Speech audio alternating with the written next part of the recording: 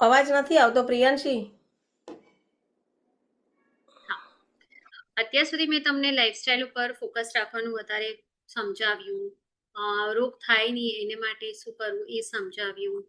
અ, આમ પાચન, દીપન, જે અગ્નિને સ્ટ્રેન્થનિંગ માટેનું જે આપણે ફોકસ કરવું છે એના પર ફોકસ કરવા માટે ગાઈડલાઇન્સ આપી. જો આ બધું લોકો કરતા હોય અને એના પછી જેવી રીતે આપણે બધી એલોપેથિક સપ્લિમેન્ટ્સ લઈએ છીએ એવી રીતે આયુર્વેદમાં પણ એક રસાયણ કર્મ છે, રિજુવિનેશન્સ થેરેપી. રિજુવિનેશન્સ થેરેપી ક્યારે ઇમ્પેક્ટ કરે? જ્યારે તમારું પેટ ક્લિયર હોય, રાઈટ? સો અત્યારે ઘણા બધા લોકો રસાયણના નામે ઘણી બધી દવાઓ લે છે. આયુર્વેદમાં સુવર્ણયુક્ત દવાઓ પણ ઘણી બધી લે છે, કે સુવર્ણ માલીની વસંત, બહુ કોમન નેમ્સ છે એવા ઘણા બધા, કે રસાયણ વટી લે છે. નો ડાઉટ એ તમને ક્યાંક ને ક્યાંક બહુ સારી રીતે રિઝલ્ટ આપશે, બટ તમારું બોડી ક્લીન હશે, તમારા ડાયજેશન પાવર સ્ટ્રોંગ હશે તો એ ગોળી એબ્ઝોર્બ કરશે તો તમને 100% રિઝલ્ટ આપશે. જેવી રીતે મોટા યંગ્સમાં કે એલ્ડર્સમાં આપણે જે રસાયણ ટ્રીટમેન્ટ કરવામાં આવે છે એવી રીતે આયુર્વેદમાં નાના છોકરાઓને જન્મથી લઈને 16 વર્ષના બાળકો માટે પણ સ્વર્ણપ્રાશન સંસ્કાર કરવામાં આવે છે, જેમાં સોનાનું ઘસારું, બ્રાહ્મી, શંખપુષ્પી, જટામાનસી, યષ્ટિમધુ જેવા મૈત્ય રસાયણ સાથે મિક્સ કરીને બાળકોને પુષ્ય નક્ષત્રના દિવસે આપવામાં આવે છે, જેનાથી બાળકોનું મેન્ટલ એન્ડ ફિઝિકલ ડેવલપમેન્ટ બહુ સારું થાય છે. ઘણા સ્લો લર્નર્સ કિડ્સ હોય છે જેને આનાથી બહુ સારી ઇમ્પેક્ટ આવે છે. વારે ઘડી છોકરાઓ માંદા પડતા હોય, કોલ્ડ એન્ડ કફ બહુ ઇઝી છોકરાઓને કેચ કરતું હોય, સો રેગ્યુલર બેસિસ પર જ્યારે સ્વર્ણપ્રાશન એ લોકોને આપવામાં આવે છે ત્યારે એ લોકોની immunity power, resistance power strong બને છે, ડાયજેશન પણ સ્ટ્રોંગ બને છે, અને બાળકને વારે ઘડીએ કોઈ પણ એલોપેથિક દવાની જરૂર પડતી નથી, એ બીમાર નથી પડતા. એવા પણ કેસીસ જોયા છે કે જેમાં જેમ હાઈટ વધે એમ છોકરાઓની જો ચશ્મા હોય તેમના નંબર પણ વધે, બટ સ્વર્ણપ્રાશન લેવાથી over a period of time જો તમે તમારા છોકરાઓને સ્વાસ્થ્યની જે ડેફિનેશન્સ છે એના પર હેલ્ધી લાઈફસ્ટાઈલ ફોલો કરાવતા હો તો ડેફિનેટલી ચશ્માના નંબર વધતા નથી હાઈટ ગ્રો કરવા સાથે, અને ચશ્માના નંબર ધીરે ધીરે ઘટે પણ છે. હાઇટના ઇશ્યુઝ પણ સ્વર્ણપ્રાશન સાથે આયુર્વેદિક મેડિસિન્સ લેવાથી અને અમુક યોગા કરવાથી બહુ જ સારી રીતે પોઝિટિવ આઉટકમ આવે છે. સો આયુર્વેદ જીવન જીવવાની શૈલી સાથે હેલ્ધી કેવી રીતે રહેવું એને માટે બહુ જ સરસ રીતે ગાઈડલાઈન આપે છે. If you have any queries you can ask me, I will give you all the answers, અને તમારા જેટલા પણ શંકા હશે એ બધાનું સમાધાન આપવા રેડી છું.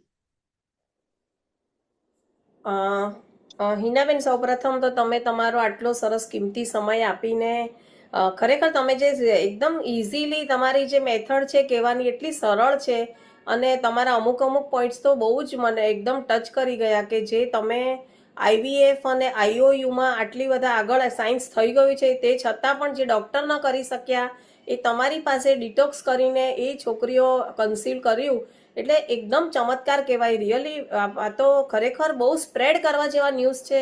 જેઓ પણ આ પ્રોગ્રામ પાછળથી જુઓ છો તમે તમારા ફ્રેન્ડ સર્કલમાં, ફેમિલીઝમાં ખરેખર આમનું નામ આપવા જેવું છે, કારણ કે અત્યારનું આખું જનરેશનમાં આ પ્રોબ્લેમ ઇસ્યુ સ્ટાર્ટ થઈ ગયો છે. એમાં બધાને જ હિનાબેન આ પ્રોબ્લેમ સ્ટાર્ટ થઈ ગયો છે. એટલે તમે આઈવીએફ આ બધું કરીને એટલા બધા આ જનરેશન થાકી ગયું છે હવે, કારણ કે એ પણ વેરી ટીડિયસ જર્ની છે.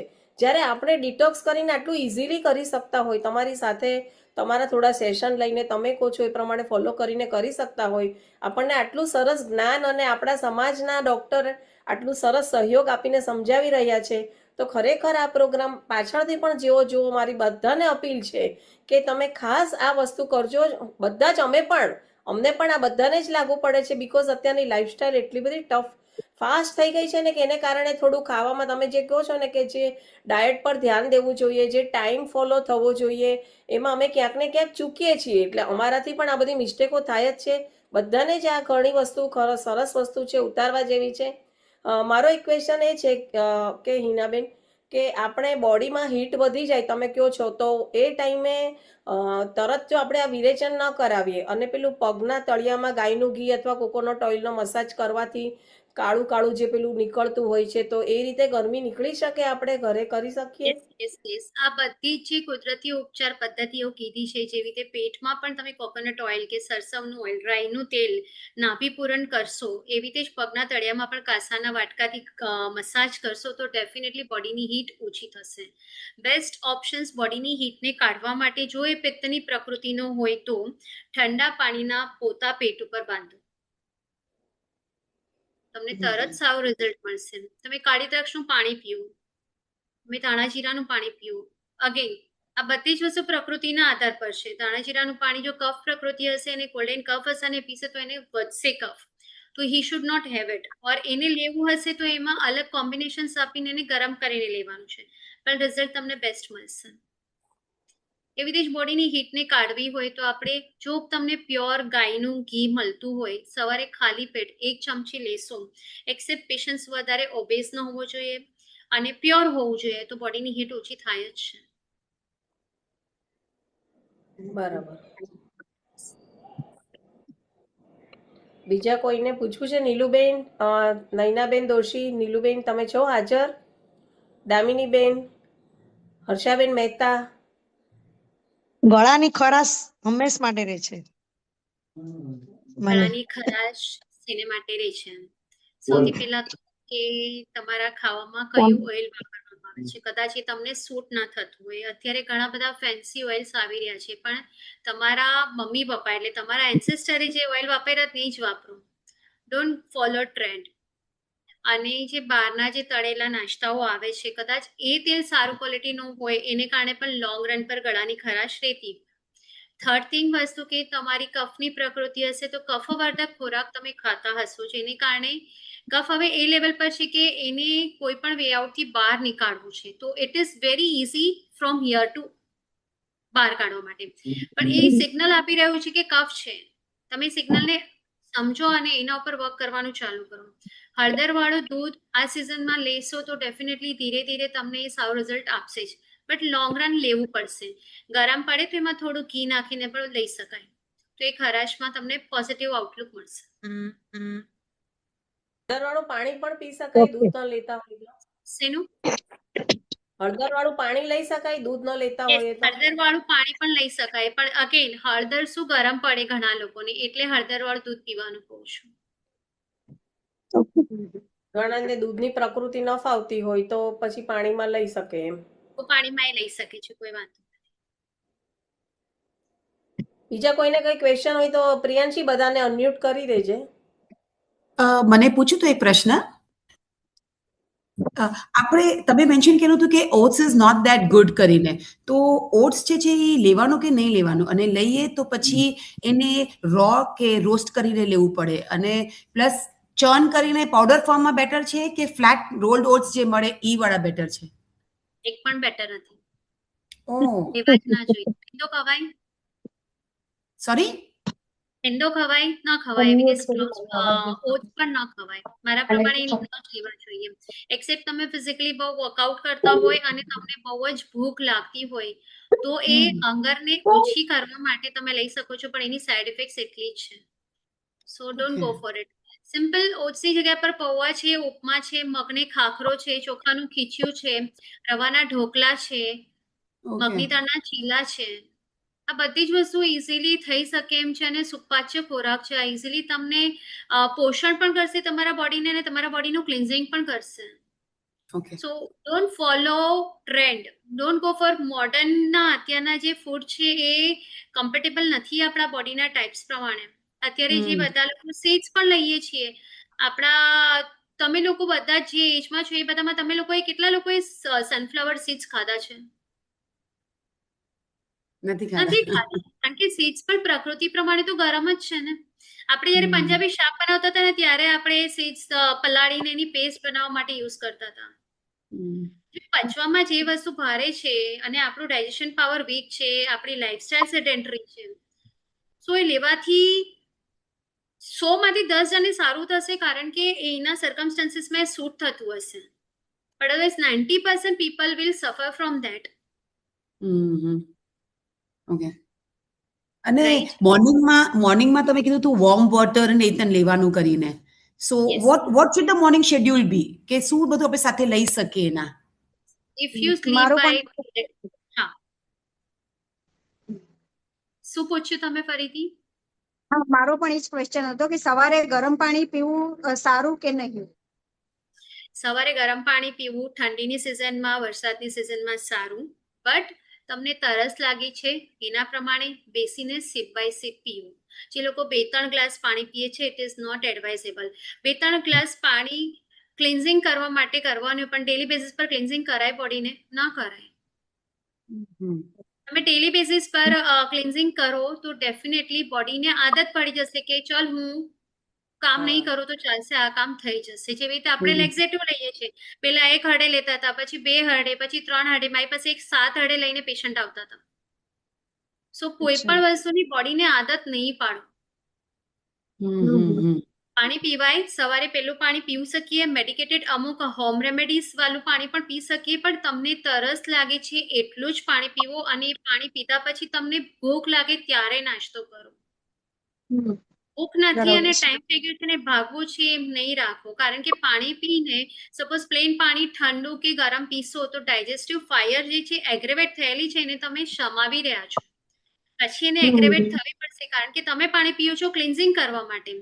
ક્લિન્ઝિંગ થયા પછી જ્યારે અગ્નિ એગ્રેવેટ થશે ત્યારે તમે ભૂખ લાગશે, ને ભૂખ લાગશે ત્યારે તમે બ્રેકફાસ્ટ કરશો તો તમને ડાયજેસ્ટ થવાનું છે, નહીં ત્યારે ડાયજેસ્ટ જ નહીં થાય.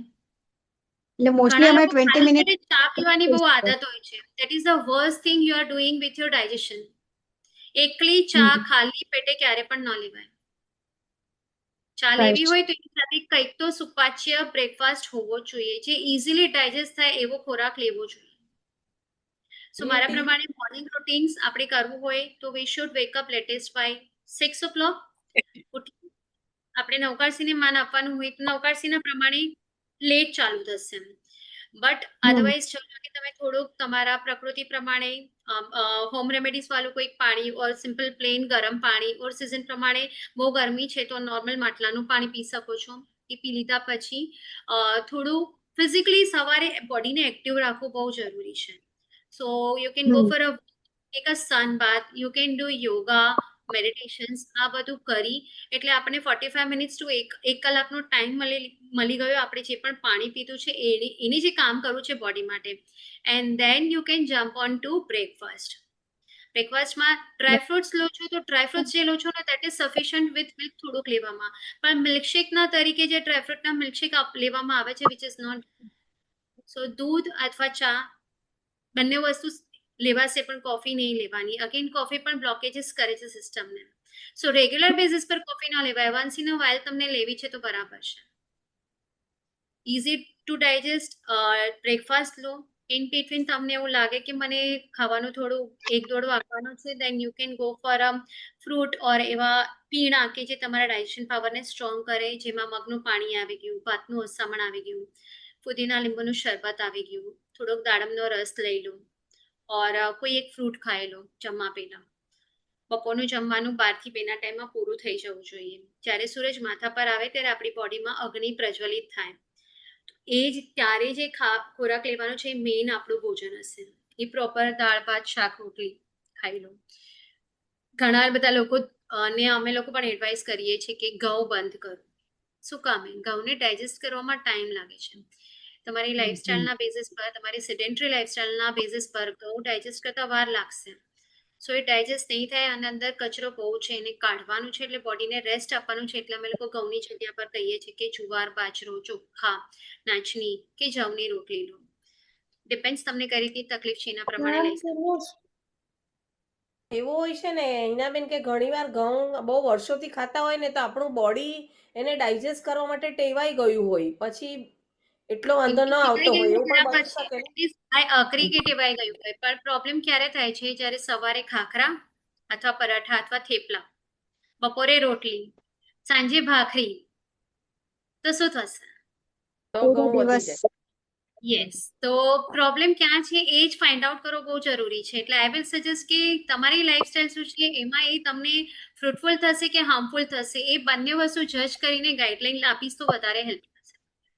એટલે હું ઇન જનરલ તમને ગાઈડ કરીશ કે તમારે રોટલી લેવી છે તો તમે 2 મિલ ટ્રાય કરો કે તમારા ઘઉં ન હોવા જોઈએ. જે પેલાના લોકો ભાખરી મોણવાળી ખાતા હતા રાતના, which is also not good. અને એ ખાવી હોય તો બરાબર છે, 6 વાગે તમે દૂધ અને ભાખરી ખાઈ લો છો, સો ફાઇન. બટ તમે રાતના 9 વાગે ભાખરી સાથે શાક ખાશો કે દૂધ સાથે ખાશો તો એ ડાયજેસ્ટ નથી થવાનું. સો અન્ડરસ્ટેન્ડ કરો કયા ટાઈમે કેટલા પ્રમાણમાં શું ખાવું છે, એના પ્રમાણે તમે ફોલો કરશો તો તમને બધી જ વસ્તુ ડાયજેસ્ટ થશે. ઘઉં ખરાબ નથી, અતિશયોક્તિમાં ખરાબ છે. પછી આ સાંજે જે ચા પાણી નાસ્તો જે કરે છે, ઇઝ ઇટ એસેન્શિયલ કે it is not essential? Okay, અને ડિનર કેટલા વાગે તક? Meal is sufficient. પેલાના લોકો સોરી? ફક્ત 2 મિલ લેતા હતા, બટ આપણી જે લાઈફસ્ટાઈલ છે એમાં બપોરનું જમવાનું લોકો એઝ વર્કિંગ હોય છે તો મોસ્ટ ઓફ ધ ટાઈમ દાળ ભાત લઈ લેતા હોય છે અથવા શાક રોટલી લેતા હોય છે. So they want something in the morning hours. ને રાતના એ લોકો લેટ જમે છે કે વહેલા જમે છે, બટ રાતનું ખાવાનું પણ એવું જ હોય છે કે જે આપણા શરીર માટે એટલું હેલ્ધી નથી હોતું, ડાયજેસ્ટ નથી થતું. સો આઈ વિલ ઓલવેઝ સજેસ્ટ કે સાંજના ટાઈમે તમે વેજીટેબલ સૂપ ઇન્ક્લુડ કરો, જે ઇઝીલી ડાયજેસ્ટ થશે, મલ્ટીવિટામિન્સ વાળું હશે, અને એના પછીનું તમે ખાવાનું ખાશો એ હાફ વે પર આવી જશે, સો ડાયજેશન સારું થશે. સો 2 to 3 મીલ પ્રકૃતિના બેઝિસ પર ઇઝ સફિશિયન્ટ. એનાથી વધારે મીલ લેવાની જરૂર નથી. Frequent bingeing has to be stop. And what about dinner? Dinner post કેટલા વાગે તક બંધ થઈ જવું જોઈએ કે પછી આટલા વાગે ઇઝ ધ આઈડિયલ ટાઈમ? જો તમે 2 મીલ લેતા હોય તો પહેલું મીલ સવારે 11 વાગ્યાની આસપાસ હોય અને એની પહેલા તમને ભૂખ લાગીને તમે કોઈ ફ્રૂટ કે જેવી રીતે મેં હેલ્થ ડ્રિંક એમાંથી કોઈક લઈ લેતા હો તો સાંજનું મીલ તમારું 6:30-7 સુધીમાં પૂરું થઈ જાય તો it is enough for you. Okay. અને અગર આપણે 3 મીલ ખાતા હોય? 12 વાગે જમો, હા, અને 3 મીલ લેતા હોય તો તમારે 8 વાગ્યા સુધીમાં તમારું મીલ પૂરું કરવું જોઈએ. ઓકે. અને રાતના સૂતા પહેલાનો જે દૂધ કે છે કે ઇટ્સ અ મસ્ટ કરીને, કે પછી ગરમ પાણી કે એવું પીવાનું ઇટ્સ અ મસ્ટ કે ડાયજેશન થાય ને એ બધું? જમ્યા પછી થોડું ગરમ પાણી પીવું હોય તો પી શકો છો. દૂધ જે લોકો 6 વાગ્યાની આસપાસ જમી લે છે અને જેની પ્રકૃતિ પિત્તની છે કે જેને હંગર વધારે લાગે છે, he can have milk at late night. કફ પ્રકૃતિ વાળું દૂધ નહીં માંગે, પણ એને કફનો પ્રોબ્લેમ હશે ને હળદર વાળું દૂધ પીશે તો વેરી લેસ ક્વોન્ટિટી લેવું જોઈએ. વાતના પ્રકૃતિ વાળાને ક્યારેક ભૂખ લાગશે, ક્યારેક ભૂખ નહીં લાગે. સો ડુ યુ ફીલ દેટ મારું ખાવાનું પચી ગયું છે અને મને ઊંઘ નહીં આવે, પેટ ખાલી લાગે છે, તો જ દૂધ લો, નહીતર નહીં. ઓકે. ઓકે. અને રાતના વોકિંગ કરવા જાવ કેવું બરોબર લાગે છે? શું સોરી, ફરીથી બોલો. રાતના જમ્યા પછી ઘણા લોકો વોકિંગ કરવા જતા હોય છે ડાયજેસ્ટ કરવા માટે. હવે 8:30 ના ડિનર લીધું હોય અને પછી વોકિંગ કરવા જઈએ તો કઈ ફ્રૂટફુલ ખરું? એ હાર્મફુલ થશે જો બ્રિસ્ક વોક કરશો તો. જસ્ટ શતપાવલી કીધું છે, જમ્યા પછી શતપાવલી કરવાના એટલે 100 ડગલા ચાલવાના. હા, ઓકે, બરાબર છે. હા, તો હવે હા. તમે જમી લીધું પછી તમારી બોડીને બધી એનર્જી ડાયજેશન પર વર્ક કરવાની છે, ત્યારે તમે એનર્જી વોકમાં કરશો તો તમારું ડાયજેશન થવાનું છે તમને નહીં, નથી થતું. ડાયવર્ટ થઈ જશે. હા, તો એ જે રાતના વોક અને જે રાતના જીમમાં જઈને એક્સરસાઇઝ કરવાનો ટ્રેન્ડ આવ્યો છે ને એ ટોટલ રોંગ છે આયુર્વેદ પ્રમાણે.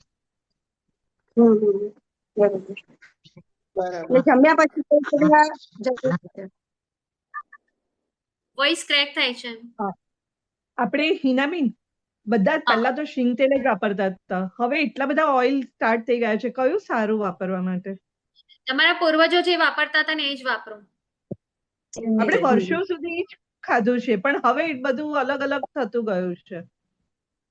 તમારા એ જ કહું છું, જે પહેલેથી તમે જે વાપરતા છો એ જ વાપરો, એ જ તમારા જીન્સને સૂટ થશે. અત્યારે જે બધા અલગ અલગ ટ્રેન્ડ આવ્યા છે ફૂડના, મેં ક્યારે પણ મારી લાઈફમાં જે અત્યારે બધા સિરિયલ્સ ને બધું આવે છે જે ન વાપર્યું હોય તો મને ડાયજેસ્ટ નથી થવાનું. સેમ વે ઓટ્સ પણ આપણે ક્યાં વાપર્યા છે, એ આપણને ડાયજેસ્ટ નહીં થાય. લોકો કહે છે ટ્રેન્ડ આવ્યો છે, બધા કહે છે ખાવાનું, પણ આપણે વાપર્યું જ નથી તો આપણને એ કેવી રીતે ડાયજેસ્ટ થવાનું છે? કરેક્ટ.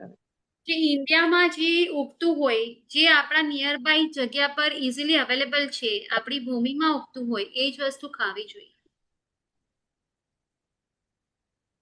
સિઝનલ ફ્રૂટ પણ જે ઇન્ડિયાના હોય ને ઇન્ડિયન ફ્રૂટ ખાઓ. Don't go for a fancy fruits. Once in a while મન થયું તમે ખાઈ લીધું બરાબર છે, બસ સિઝનના પ્રમાણે ફ્રૂટ ખાઓ, સિઝનના પ્રમાણે વેજીટેબલ્સ ખાઓ. તમારા એન્સેસ્ટર્સ જે ખોરાક ખાતા હતા ને એ ખાશો ને તો પણ સારું જીવશું. ઓટ્સમાં ફાઈબર છે. ઓટ્સમાં ફાઈબર છે, પણ એ જ કહું છું કે ઓટ્સ તમારા ડાયજેશનને વીક કરે છે, બોડીમાં સ્ટિકીનેસ વધારે છે, so it is not healthy. It is good for જે બહુ જ એક્સરસાઇઝ હેવી એક્સરસાઇઝ કરે છે, જેને બહુ જ ભૂખ લાગે છે, જે કે નોટ રેઝિસ્ટ નથી કરી શકતા ભૂખ, જેમાં કેલરી બહુ ઓછી છે, એટલે એ લોકો સજેસ્ટ કરે છે ડાયટિશિયન્સ લેવા માટે. I never suggest. ઓટ્સ લીધા પછી સિસ્ટમ બ્લોક થઈ જાય છે. ટીનાબેન, યસ. હા બોલો. રાત્રે હળદર વાળું દૂધ પીવું જોઈએ કે નહીં પીવું જોઈએ? હળદર વાળું કોને પીવું જોઈએ? પિત્તની પ્રકૃતિ અને હળદર વાળું દૂધ પીશે તો લોંગ રન પર એને કદાચ ગરમી વધી રહ્યો હોય એવું લાગશે, રાઈટ? કફની પ્રકૃતિ વાળાને તકલીફ નહીં થાય, પણ તમે કેટલા વાગે જમો છો અને પછી દૂધ પીવો છો, દેટ ઇઝ મોર ઇમ્પોર્ટન્ટ. અને તમને ભૂખ લાગી છે, તમને એમ થાય છે કે ના મારું પેટ ખાલી થઈ ગયું છે અને મને લેવું છે તો હળદર વાળું દૂધ લેવું છે, તો ગરમીમાં હળદર વાળું દૂધ નહીં ચાલે, ઠંડીમાં અને વરસાદમાં હળદર વાળું દૂધ ચાલશે, બારે માસ નહીં લેવાય. સિઝન પ્રમાણે ઋતુચર્યા એટલે જ ગાઈડ કરી છે. બટ એની ટાઈમ હળદર વાળું દૂધ લે ને તો રાત્રે જાણે પેઇન બધું બોડીમાંથી બહાર જતું રહ્યું છે એવું લાગે છે. હા, બોડી ટેમ્પરેચર થોડું રેઝ થઈ અને બધું પેઇન જાણે નીકળી ગયું એવું લાગે છે. યસ, તો તમે લઈ શકો છો, પણ એ જ કે તમને ભૂખ લાગે છે તો લો. તમે વહેલા જમી લો અને પછી લો તો તમને વધારે હેલ્પફુલ થશે અને બેસ્ટ રિઝલ્ટ આપશે. એ હેલ્પફુલ થશે, પણ એમાં એવું થાય છે કે 7 થી 10 દિવસ જો કન્ટિન્યુઅસ લીધું ને તો બોઇલ્સ આવે છે અંડર આર્મ્સ ને જોઈન્ટ્સ ના પાર્ટ પર, એના પર એનો મતલબ બોઇલ્સ કે આવે તમારી છે. પિત્તની પ્રકૃતિ પણ છે, તો તમે એમાં થોડું ઘી નાખી શકો છો, ઓર એને મેડિસિનના પોઈન્ટ ઓફ વ્યૂથી લો, એને ખોરાકના પોઈન્ટ ઓફ વ્યૂથી નહીં લો. હોમ રેમેડીઝ તરીકે વાપરો અને પછી સ્ટોપ કરો, પછી પાછી જ્યારે તકલીફ થાય ત્યારે લો. અને એમાં ઘી લઈને લેશો તો તમને બોલ્સ નહીં આવે. Okay, thank you. યસ. આજે પીરિયડ પેઇન્સ અને ક્રેમ્પ્સ જે આવે એના માટે આપણે કોઈ હોમ રેમેડી કે એવું કંઈ છે? યસ, પીરિયડ્સ આવે છે શું કામે? આપણામાં શું કામે પાળવાનું કીધું છે, ખબર છે કોઈને? મને રીઝન જોઈએ છે. એક તો એમાં આપણા શરીરમાંથી ટોક્સિક્સ બધા નીકળતા હોય, એટલે ટાઈપ ઓફ પોઈઝનસ કેમિકલ્સ આપણા શરીરમાંથી રિલીઝ થતા હોય. અને બીજું, જ્યારે આટલું બધું શરીરમાંથી રક્તસ્રાવ થતો હોય તો શરીરને આરામની જરૂર હોય છે, એટલે આપણા ધર્મ પ્રમાણે 3 દિવસ પાળવાનું કહે છે. અને બીજું, આપણા હાથની ઉર્જા જે આપણે રસોઈ બનાવવામાં મૂકીએ તો એ ન સારું કહેવાય, એટલે આપણા હાથની રસોઈ ન બનાવવી જોઈએ આપણે 3 દિવસ. એટલે એ જે ટોક્સિન્સ આપણે જે શરીરમાંથી નીકળે છે એ આપણા રસોઈમાં જાય અને એ બીજાને પણ હાર્મફુલ કરે, એટલે ધાર્મિક રીતે અને સાયન્ટિફિકલી બેઉ એમ કહેવાય છે. આ વસ્તુ ફોલો થાય છે? કોને પેઇન થાય છે, શું કામે થાય છે? સૌથી પણ પહેલા આજકાલના યંગસ્ટર્સ બધા કામ કરવા જાય છે, ક્યાં એ લોકોના પાસે ટાઈમ છે? હા, તો પછી વાયુ જ્યારે વધે છે ત્યારે તકલીફ થાય છે, તો સૌથી પહેલા એ ક્રેમ્પ ન આવે ને માટે શું કરવાનું? એમ લોકોને ગાઈડ કરવાનું કે તમે ઓફિસે જાઓ છો બરાબર છે, પણ રેસ્ટ ઓફ ધ ટાઈમ તમે એટલીસ્ટ ઘરે આવીને આરામ કરો, પ્રોપર ઊંઘ કરી લો, રાતના વહેલા સુવો, સવારે વહેલા ઉઠો, બોડીને બેલેન્સ કરો. મેન્સીસ આવવાની હોય એની પહેલા એમનું ડાયજેશન ઓલવેઝ વીક હોય, કારણ કે સેડેન્ટરી લાઈફસ્ટાઈલ હોય, રાઈટ? સો એટલીસ્ટ મેન્સીસ આવવાની હોય ને એના 1 વીક પહેલા તમે વીટનું ખાવાનું, એટલે કે ઘઉં જે હેવી ખોરાક છે કમ્પ્લીટ બંધ કરાવી દો. એમને વધારે લિક્વિડ ડાયટ પર રાખો, મગનું પાણી, ભાતનું સામાન, વેજીટેબલ સૂપ છે, કાળી દ્રાક્ષનું પાણી છે, એ બધી વસ્તુ આપો. પેટ ઉપર ઠંડા પાણીના પોતા મૂકો. નાભી પૂરણ કરો ઓઇલથી, પ્રકૃતિને ધ્યાનમાં રાખીને, જેવી રીતે કોકોનટ ઓઇલ છે કે તલનું તેલ છે એમાંથી. આ બધી સિમ્પલ હોમ રેમેડીઝથી પણ ક્રેમ્પમાં ઘણો ફાયદો થશે. યોગામાં પેલ્વિક ઓપનિંગ એક્સરસાઇઝ અને butterfly works wonder to release your pain, but that you have to do every day on a regular basis. કોઈક નિષ્ણાત યોગા ટીચરના અંડરમાં જો યોગા કરવામાં આવે તો આ પેઇન ઇઝીલી રિલીફ થઈ જશે. હા, પણ એન્ડોમેટ્રિયોસિસ કે એવું કંઈક હશે એ લોકોને, PCOD નો પ્રોબ્લેમ હશે કે સૌથી પહેલા જેવી રીતે રૂટ કોઝ કીધું એવી રીતે એક બાયોલોજીકલ પોઈન્ટ ઓફ વ્યૂથી કહું કે આ લોંગ ટાઈમ સુધી બેસી રહેવાનું આવતું હોય તો થાય શું કે ઓવમમાંથી જે ઓવરીમાંથી જે ઓવમ રિલીઝ થવું જોઈએ એ રિલીઝ કરવામાં પણ પ્રોબ્લેમ થાય, જેને કહેવાય ઓવેરિયન સિસ્ટ, રાઈટ? એ PCOD છે. એવી તે જ જે બ્લડ ફ્લો થવો જોઈએ નેચરલ વેથી થવો જોઈએ, પણ બોડીમાં સ્ટિકીનેસ વધારે છે, બોડીમાં આર્મનું પ્રમાણ વધારે છે, તો થાય શું કે એ જે બ્લીડિંગને શેડ ઓફ કરવું હોય એને માટે ગર્ભાશયને બહુ પ્રેશર આપવું પડે છે, જેને કારણે ક્રેમ્પ આવે છે. સો તમે તમારા ગટને હીલ કરશો ને તો તમને દુખાવામાં પણ ઘણો ફાયદો થશે.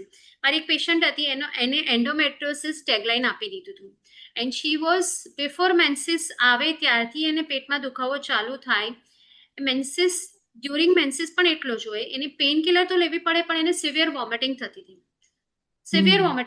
કે હોસ્પિટલાઇઝ થવું પડે અને એને લિટરલી એન્ટાસિડ્સ પણ લેવી પડતી હતી ને વોમિટિંગ ન થાય એના માટેના ઇન્જેક્શન્સ પણ લેવા પડતા હતા. ગટને હીલ કર્યું, લાઇફસ્ટાઇલમાં મોડિફિકેશન્સ કરાવ્યા, જે પણ મેં તમને ગાઈડલાઈન હમણાં આપી એ રીતે એને ફોલો કરવાનું કર્યું, એનો દુખાવો જતો રહ્યો. આને છે ને બર્બ્સ બી બહુ આવે, ઓડકારો બધા બહુ ઘડી ઘડી આવે, એસિડ ફોર્મ થાય છે કે જે બી હોય રીઝન, પણ it keeps happening very often. For burps no, during period times also and generally also burps બહુ આવે.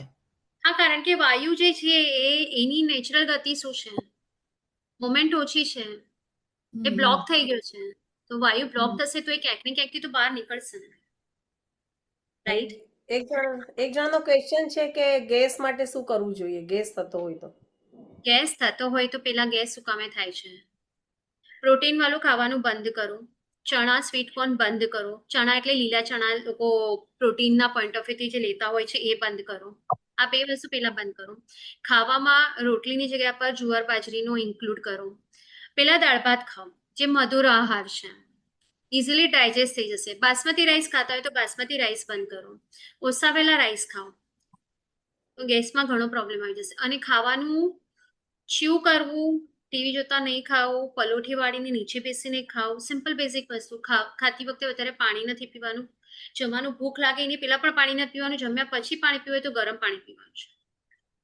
છાશ પીવી હોય તો છાશ પણ પી શકીએ, છાશમાં પણ શેકેલું મીઠું નાખજો, પ્લેન મીઠું નહીં નાખતા. નાની નાની વસ્તુનું ધ્યાન રાખશો તો ગેસ ઇઝીલી રિલીઝ થઈ જશે. પણ વધારે ગેસ રહેતો હોય અને ડાયજેસ્ટ ન થતો હોય તો શું કરાય? તો સવારે વાતની પ્રકૃતિ હશે તો એ રાતના કેસ્ટર ઓઇલ લઈ શકે છે. પિત્તની પ્રકૃતિ હશે તો એ સવારે ખાલી પેટે 1 ચમચી ઘી લેશે તો પણ ફાયદો થશે. અને ઓઇલ્સ ન લેવા હોય કારણ કે એજ વાઇઝ કોલેસ્ટ્રોલના ઇશ્યુઝ કે એવું કંઈક આવતું હોય તો તમે ધાણા જીરાના પાણીમાં ચપટી હિંગ નાખીને ઉકાળો કરો અને ગાળીને ખાલી પેટે લો, એનાથી ગેસમાં બહુ ફાયદો થશે અને એસિડિટીમાં પણ બહુ ફાયદો થશે. ધાણા જીરુંનું પાણી? હા, 1 ગ્લાસ પાણીમાં અડધી ચમચી ધાણા જીરું, શરદી રહેતી હોય તો સૂંઠ અથવા હળદર નાખી શકો છો, અને બહુ જ ગેસ રહેતો હોય તો હિંગ પણ નાખી શકો છો, અને ઉકાળો અને પછી ગાળીને લો. હિનાબેન, આપણે આયુર્વેદમાં એમ કહેવાય છે કે કાચી વસ્તુ ઓછી ખાવી જોઈએ, એટલે જેમ કે સલાડ ને બધું ના જ પાડે છે, તો is it right? Yes, salad આયુર્વેદમાં નિષિદ્ધ જ કીધું છે. સલાડ ખાવું હોય તો બોઇલ કરીને ખાઓ ઓર સોતે કરીને ખાઓ, આ પહેલી વસ્તુ. સલાડ કોણે ખાવું જોઈએ? અગેન જે તમે સ્પ્રાઉટ્સ માટે કીધું કે જે એથ્લેટ હોય, જે વર્કઆઉટ સારું હોય, જેની મેટાબોલિક રેટ વધારે હોય, એ ખાશે તો એને ડાયજેસ્ટ થશે. તમે ઓબ્ઝર્વ કર્યું હશે કે પહેલાના જે ટમેટા આવતા હતા એ ઇઝીલી સોતે થઈ જતા હતા. આપણે બધા શાકમાં પહેલા ટમેટા છેલ્લે નાખતા હતા, કોબીના શાકમાં સ્પેશિયલી પહેલાથી સોતે કરવા પડતા હતા, કે આપણે પૌવામાં પણ પહેલા ટમેટા નહોતા નાખતા. હવે આપણે પહેલા ટમેટા સોતે કરવા પડે છે અને પછી બીજા બધા શાક આપણે નાખીએ છીએ, રાઈટ?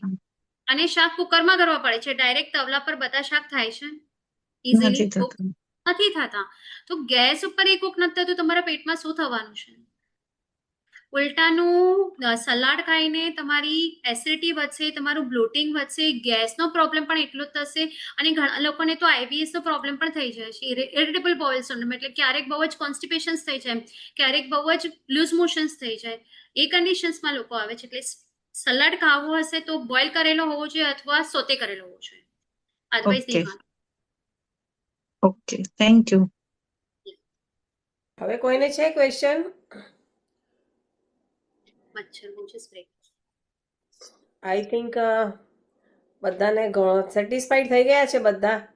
હિનાબેન, હા તમારા આન્સર બહુ પ્રોપર, તમે બધાને બહુ સરસ રીતે સમજણપૂર્વક જ્ઞાન આપ્યું. એક મિનિટ સોરી, મને ખાલી પૂછ્યું હતું કે થાઇરોઇડના માટે શું પ્રોબ્લેમ છે, કે because I have thyroid and there's lot of bloating also now, and because of menopause I don't know everything what is happening, so I am just confused with the kind.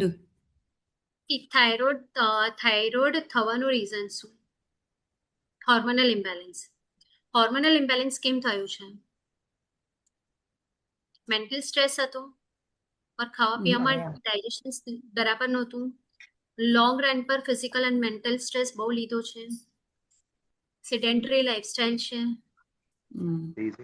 આ 4 reason હશે. આ 4 રીઝનને find out કરી યોગા ઉપર focus કરો. ઘણા બધા પેશન્ટોએ ભ્રામરી, અનુલોમ વિલોમ, deep breathing, simple આ 3 જ વસ્તુ અને જે નેકની એક્સરસાઇઝ છે એને કરીને થાઇરોઇડ ઉપર બહુ સારો કમાન્ડ લાવ્યો છે. એવા લોકો પણ હોય છે કે જેને થાઇરોઇડની દવા લીધા પછી પણ થાઇરોઇડ કંટ્રોલમાં નથી આવતું. ત્યારે અમે એને ઓલવેઝ કહીએ છીએ કે તમે તમારા મેટાબોલિક રેટને મેન્ટેન કરો અને ડીપ બ્રીથિંગ, અનુલોમ વિલોમ, ભ્રામરી, આ 3 વસ્તુ પર ફોકસ કરો, મેડિટેશન્સ કરો. You will get very good results, but you need to work on your metabolic rate. Digestion power Increase the metabolic rate. ભૂખ લાગે એટલું ખાઓ, ભૂખ ન લાગે તો નહીં ખાઓ. થોડુંક ખાવાનું સ્કીપ કરો. આપણું આંબેલનું ખાશો ને, તમે ઓબ્ઝર્વ કરજો કે વેન યુ હેવ આંબેલનું ખાશો ને તમને પોતાને બહુ સારું લાગશે. હા, હેવી એટલે એનો મતલબ કે તમારો ડાયજેશન પાવર વીક છે, અને વીક છે અને જો તમે વધારે ઇઝીલી ડાયજેસ્ટ થાય એવો ખોરાક નહીં ખાવ તો એ તમને બ્લોટિંગ થવાનું જ છે. સો બ્લોટિંગ થશે એટલે વાયુ વધશે તો ડેફિનેટલી જે સિક્રેશન્સ થવા જોઈએ એ બરાબર સિક્રેશન્સ નહીં થાય. આઈધર એ ઓવર સિક્રેટ થશે, આઈધર એ સિક્રેટ નહીં થાય, બીકોઝ સિસ્ટમ બ્લોક થઈ રહી છે ત્યાં. સો રૂટ કોઝ તમારો ઇન્ડાઇજેશન જ હોય કોઈ પણ રોગનો. સૌથી પહેલા ડાયજેશન પર વર્ક કરશો તો ડેફિનેટલી તમને રિઝલ્ટ મળશે. એટલે સિમ્પલ છે, you treat yourself by having less food which is nutrient વેલ્યુથી ભરપૂર હોવું જોઈએ, but at the same time it has to be easily digestible. If you feel hungry, then only you eat. If you feel thirsty, then only you drink. Okay. અને જે ખાઓ છો એને ખાવા માટે, પચાવવા માટે મહેનત કરો. વોક કરો, મૂવમેન્ટ કરો, યોગા કરો, કાર્ડિયો કરો, ઝુમ્બા કરો, વોટેવર યુ ફીલ. આપણે ખમાસણા આપી દો, વાંદણા લઈ લો. Okay. Thank you. ઓકે, હવે કોઈને છે કાંઈ પણ ક્વેરીઝ? આઈ થિંક બધું સોલ્વ થઈ ગયું છે. હિનાબેન, આપણે આગળ વધીએ પ્રોગ્રામ તરફ. શ્યોર. મને સવાલ હતો એક. વૈશાલી બોલું છું ગોરેગામથી. હા બોલો. પૂછી શકું? હા પૂછો. હા, આપે જે કીધું ને ધાણા જીરુંનું પાણી ને એ તો ગરમ કરીને લેવું બેટર કે રાત્રે આપણે ધાણા જીરું પાણીમાં પલાળીને બીજે દિવસે સવારે લઈએ ઈ બેટર? પિત્તની પ્રકૃતિ હોય તો એને રાતના પલાળીને રાખો અને સવારે ખાલી પેટે ગરમ કર્યા વગર ગાળીને લેજો. કફની પ્રકૃતિ હોય તો સવારે જેને ગરમ કરવાનું અને એમાં ચપટી હળદર, ચપટી સૂંઠ નાખીને ઉકાળીને લેવાનું. વાતની પ્રકૃતિ હશે ફક્ત સૂંઠ અથવા હિંગ નાખીને ઉકાળીને લેશો તો પણ રિઝલ્ટ મળશે. અચ્છા, એટલે જો હાઇપર એસિડિટીમાં આ રાત્રે પલાળેલું અસર કરે? યસ, તમે રાતના પલાળો અને સવારે એને ગાળીને ખાલી પેટે લો અને પછી એને અડધો પોણો કલાક વર્ક કરવા દેજો, પછી તમે તમારો નાસ્તો ચા પાણી કરજો. ઓકે, અને સેકન્ડ ક્વેશ્ચન એ હતો મારો કે મોનોપોઝ વખતે આપણને જે હોટ ફ્લેશ થાય ને એટલે ગરમ લાગે. હા, તો મને છે ને પગની ગરમી ઘૂસી ગઈ છે તો સખત, એટલે આઈ કાન્ટ વેર ચૂડીદાર ઓર ટાઇટ્સ, તો એના માટે શું કરવું જોઈએ? ફરીથી તમારું વોઇસ ગરમી લાગે છે. સંભળાય છે? ફરીથી બોલો. શરીરમાં બહુ જ બધી ગરમી છે જેને કારણે શું પગમાં મને બહુ જ ગરમી લાગે એટલે હું ટાઇટ્સ કે એ જીન્સ પણ નથી પહેરી શકતી.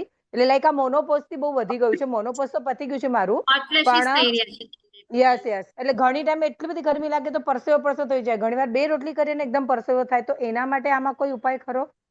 યસ, તમે પર્સનલાઇઝ આવીને મળી જાઓ મને. હું તમને Sure. તમારી કન્ડિશન્સ જોઈને ગાઈડ કરીશ કે આપણે કેવી રીતે ટ્રીટમેન્ટ આગળ વધવી જોઈએ. ઓકે સોરી, હું સ્ટાર્ટિંગમાં નથી, થોડું તો આપને મળવા આપનો નંબર કે ક્યાં છો આપ એ કહી શકશો? શેર કરશું આપણે નંબર વોટ્સએપ ગ્રુપમાં. હા, okay okay, thank you so much. Yes. હવે બધી બહેનોની ક્વેરીઝ દૂર થઈ ગઈ લાગે છે. આપણે પ્રોગ્રામના એન્ડિંગ તરફ જઈ રહ્યા છે. આજના પ્રોગ્રામની આભાર વિધિ કરશે federation secretary Sarojben Mehta. Vice president. Vice president. હા, vice president. Vice president. Sorry કશો વાંધો નહીં. આજે આપણને જે હિનાબેને એલોપેથિકના જમાનામાં અત્યારે આપણને જે હોમિયોપેથિક તરફ લઈ ગયા છે, તે અતિશય એકદમ આયુર્વેદિક તરફ જે લઈ ગયા છે, તે એકદમ જ સરળ અને જે આજના વર્ષો પુરાના 500 વર્ષ પહેલા જે જમાનો હતો એ આયુર્વેદિક જ હતો. કોઈને ખબર જ નહોતી કે શું આ મૂળ જળ ને એ બધું છે. એ આપણને એટલી સરસ રીતે જે સમજાવ્યું છે, તે ખૂબ ખૂબ ખૂબ જ આભાર તમારો કે અમને લોકોને સમજાવ. અત્યારના 1 કલાક સુધી હું ફોન પર બેસી શકીશ, પણ મને એવું નથી લાગતું કે મારા શરીર માટે હું શું કરી શકું. એ તમે એટલું બધું સરળ રીતે સમજાવ્યું ને કે આપણે જ પોતાનું ધ્યાન આપણે જ રાખવાનું છે. આપણી શરીર શું કરે છે એ જ આપણે જોવાનું છે. તો ખૂબ ખૂબ આભાર, થેન્ક યુ. અને જે શંખેશ્વર પાર્શ્વનાથના જાપ માટે શીલાબેને કહ્યું કે આપણે જેવી રીતે નવકાર મંત્રના જાપ કર્યા એવી જ રીતના દરેક મંડળ આગળ વધશું શંખેશ્વરના જાપ તરફ. તો થેન્ક યુ. હા, એક ફાલ્ગુનીબેન કરીને પૂછે છે હિનાબેન કે સોજાઓ આવે છે આંગળીઓમાં તો શું કરવું જોઈએ? સોજાવાનું રીઝન શું છે ફાઇન્ડ આઉટ કરવું જરૂરી છે. જે રીતે મેં કીધું હતું કે એક્સેસિવ પાણી પીવામાં આવે અને કિડની એને પ્રોપર વેમાં બહાર ફ્લશ આઉટ ન કરી શકતી હોય તો સોજા આવતા હોય. આંગળીમાં સોજા આવવા એટલે આર્થરાઇટિસનો ક્યાંક ને ક્યાંક પ્રોબ્લેમ હશે જ. મોસ્ટ પ્રોબેબલી રૂમેટોઇડ આર્થરાઇટિસ તરફ એ લઈ જાય છે ઓર ગાઉટી આર્થરાઇટિસ તરફ લઈ જાય છે, જેમાં ઇન્ડાઇજેશન જ મેજર ઇસ્યુ હશે. એને કારણે આ તકલીફ થતી હશે. પર્સનલી આવીને એનાલિસિસ કરાવો તો હું તમને વધારે સારી રીતે હેલ્પફુલ કરી શકીશ.